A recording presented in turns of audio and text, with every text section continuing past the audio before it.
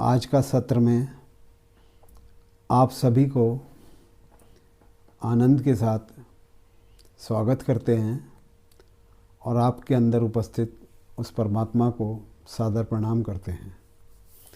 कल के सत्र में श्री चितानंद जी ने राजा दशरथ से कहना चाहा था कि सीता धरती जी से कैसे उत्पन्न हुई। आज इसको श्री चितानंद जी बोलते हैं, बताते हैं। राजा दशरथ जी को संबोधित करते हुए, राजा जनक जी को संबोधित करते हुए, हे राजन, आपने बहुत अच्छी बात पूछी है, एकाग्रचित होकर सुनिए। प्राचीन काल की बात है, पद्माक्ष नाम से प्रसिद्ध राजा थे। उन्होंने सभी लोगों को लक्ष्मी की अभिलाषा रखने वाला देखकर मन में यह विचार किया कि मैं तपस्या के प्रभाव से लक्ष्मी को अपनी पुत्री बनाऊंगा और अपनी गोद में उसे खिलाऊंगा। ऐसा निश्चय करके राजा पद्माक्ष ने महान तप किया। देवी लक्ष्मी जब प्रसन्न होकर उनके सामने उपस्थित हुई तो वे उनसे इस प्रकार बोले, आप मेरी पुत्री बने। इस पर लक्ष्मी उनसे बोली, हे राजन, मैं भगवान विष्णु के अधीन हूँ, अतः आप उनसे प्रार्थना करें। वे यदि मुझे आपको सौंपेंगे तो मैं आपकी पुत्री बनूंगी, इसमें तनिक भी संदेह नहीं है। राजा ने उनसे कहा, ऐसा ही होगा। पुनः राजा पद्माक्ष तीव्र तप में संलग्न हो गए। उन्होंने भगवान विष्णु को वर देने के लिए उद्यत बना लिया। उन्हें प्रणाम करके राजा बोले, मुझे आप लक्ष्मी जी को कन्या रूप में प्रदान करें। राजा का इस प्रकार का वचन सुनकर भगवान विष्णु ने एक उत्तम मातुलुंग बिजौरा का फल उन्हें दिया। मातुलुंग को बिजौरा भी कहते हैं। और फिर वे अंतर्ध्यान हो गए। राजा ने उस बिजौरा के फल को तोड़ा तो उसमें उन्होंने स्वर्णिम आभा वाली एक कन्या को देखा।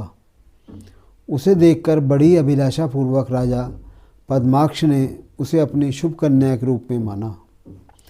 पद्माक्ष की पुत्री होने के कारण लोग उसे पद्मा नाम से कहने लगे।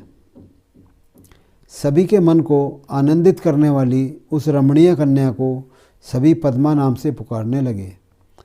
राजा ने जिस बिजौरे के फल को फोड़ा था, उसके दोनों टुकड़े स्वतः आपस में जुड़कर पूरा फल बन गए। तब राजपुत्री उस पद्मा ने उस फल को अपने हाथ में धारण कर लिया। वह बालिका राजा की गोद में शुक्ल पक्ष के चंद्रमा की भांति धीरे धीरे कला कला बढ़ने लगी। उसे देखकर राजा के मन में चिंता होने लगी कि मैं किसे इस कन्या को सौंपूं, कौन इसके योग्य वर है। तब मंत्रियों ने मंत्रणा करके राजा ने विवाह के लिए स्वयंवर रचाया। राजा ने पद्मा के उसी स्वयंवर महोत्सव में यज्ञ का प्रारंभ किया। स्वयंवर के लिए यज्ञ में आने के लिए राजा पद्माक्ष ने पत्र भेजकर राजाओं को बुलाया, विभिन्न राजाओं को आमंत्रित किया। वे राजा भी अनेक प्रकार के वस्त्राभूषणों तथा अलंकारों से सुसज्जित होकर उस स्वयंवर में आए। पद्मा के स्वयंवर की बात सुनकर मुनीश्वर वहाँ आए। देवता, गंधर्व, दानव, मानव और इच्छानुसार स्वरूप धारण करने वाले पक्षी, पर्वत, नदियाँ, समुद्र, वृक्ष तथा यक्ष, किन्नर एवं रावण आदि राक्षस भी उस स्वयंवर में आए। उन सभी को आया हुआ देखकर पद्मा ने उनसे कहा, जो कोई भी आकाश के नीले वर्ण से अपने शरीर को रंग लेगा, उसे ही मैं अपनी इस कन्या को पद्मा को दूंगा। मेरे इस वचन को सत्य समझना चाहिए। राजा के इस प्रकार कहे गए इस प्रकार के असंभव से वचन को सुनकर पद्मा के सौंदर्य से व्याकुल हुए वे श्रेष्ठ राजा युद्ध करके उस कन्या हरण के लिए उद्यत हो गए। देवताओं सहित उन राक्षसों को कन्या के हरण के लिए उद्यत देखकर राजा पद्माक्ष ने उन सभी के साथ रोमांचकारी युद्ध किया। राजा पद्माक्ष के बाणों से पीड़ित होकर देवता तथा मनुष्य युद्ध से विमुख हो गए, परंतु अंत में दैत्यों ने रण में पद्माक्ष का वध कर दिया। तदंतर वे सभी मिलकर पद्मा को ग्रहण करने के लिए शीघ्रतापूर्वक दौड़े। तब पद्मा ने देखा कि वे उसे पकड़ने के लिए आ रहे हैं, तो वह पद्मा अग्नि में कूद पड़ी। उसे कहीं न पाकर सभी राजागण भी उसे सारे महल में ढूंढने लगे। उन्होंने राजा के महल को तोड़ डाला, इधर उधर की भूमि को खोद डाला। क्षण भर में वह नगर शमशान जैसा हो गया। राजा पद्माक्ष की लक्ष्मी के कारण ही ऐसी दशा हो गई। इसी कारण मुनिजन कभी भी लक्ष्मी की अभिलाषा नहीं करते। लक्ष्मी के कारण चित्त की चंचलता बढ़ती है, भय और शोक होता है, व्यक्ति मारा भी जाता है। लक्ष्मी के कारण महान दुख उपस्थित होता है, अतः ऐसी लक्ष्मी का परित्याग कर देना चाहिए। युद्ध में पद्माक्ष के मारे जाने पर उनकी हजारों रानियां भयभीत होकर पति के साथ ही सती हो गई। बाद में वे सभी दैत्य आदि भी अपने अपने निवास स्थानों को चले गए। एक समय की बात है, भगवान विष्णु की शक्ति से संपन्न वे पद्मा अग्निकुंड से बाहर निकलकर कुंड के समीप ही बैठी हुई थी। इसी समय दशानन रावण के पुष्पक विमान पर बैठकर संसार पर विजय प्राप्त करने के लिए आकाश मार्ग से इधर उधर भ्रमण कर रहा था।